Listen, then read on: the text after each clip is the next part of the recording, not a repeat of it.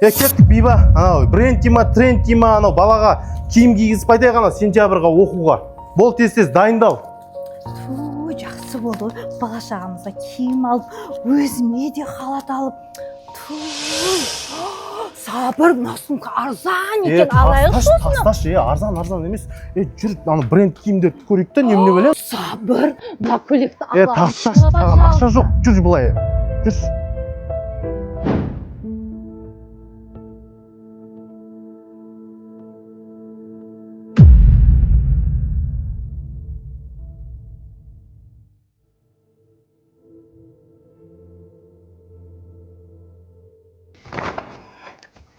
Ойбай, қаңғырып базар аралап болсаңдар, ертең мен төркінім келе жатыр.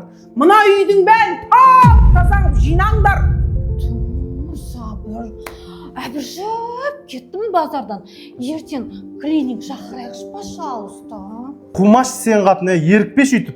Вообще ақшам жоқ. Сен не істейсің сонда? Азынан кешке дейін.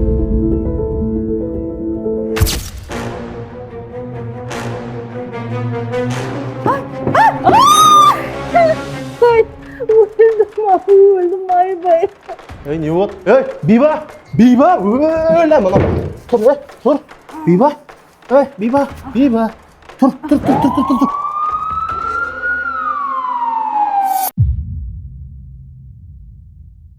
Бұнан қалай болса де? Бәсе. Мұна жер жаңа ғана жинап көткелем ғой. Аяқ киімдерін жинап жүрсеңдерші. Неміне бәлем мына жері? Шаш көт, жаңа ғана жинаған жерді. Бибігүлдің қадыры, осы сау кезінде осының бәрін өзі істейтін етші.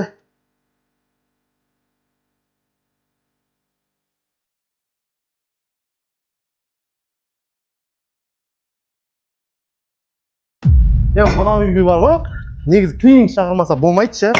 Шақырам әтесіне клиник.